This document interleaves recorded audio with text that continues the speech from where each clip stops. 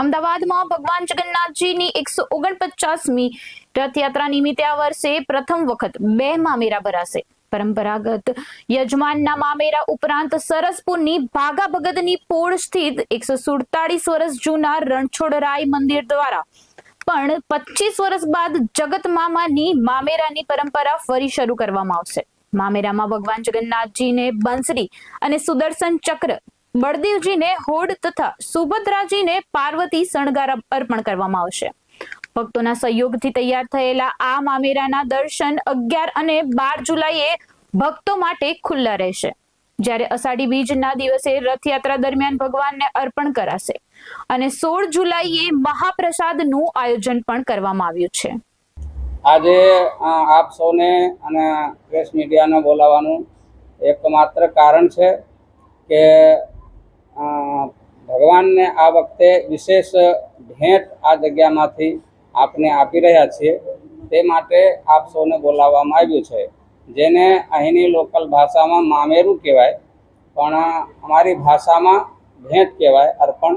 અમારા બધી જે કંઈ થાય તે ભગવાનને, જેમ સાધુ સંતોનો ભંડારો 3 દિવસનો ભંડારો અહીં ગુરુજીએ બનાવેલી પરંપરા મુજબ ચાલી રહ્યું છે, જ્યારથી રથયાત્રા અહીં આવી છે।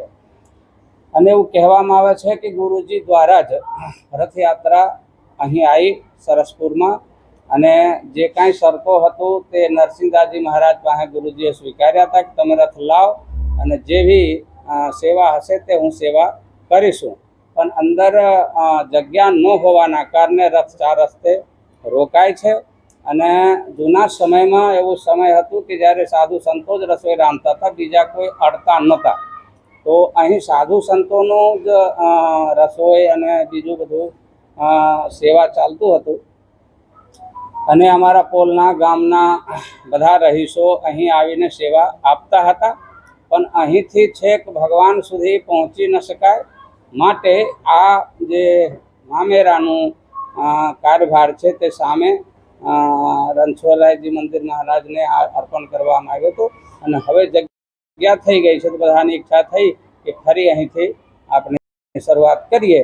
તો એ પ્રકારે ભગવાનનો જે આયુધ હોય છે, ખરેખર જે એમને અર્પણ કરવી જોઈએ, તો એ આયુધ અમે અર્પણ કરી રહ્યા છીએ, જેમાં ભગવાન શ્રી કૃષ્ણજી મોરલી વગાડે છે, એમના જ સ્વરૂપ જગન્નાથજી ભગવાન છે, તો ભગવાનને એક સુદર્શન ચક્ર અને મોરલી અર્પણ કરી રહ્યા છીએ। અને બલરામજીને હલધર કહેવામાં આવે છે, હંમેશા હળ ધારણ કરે છે, તેમના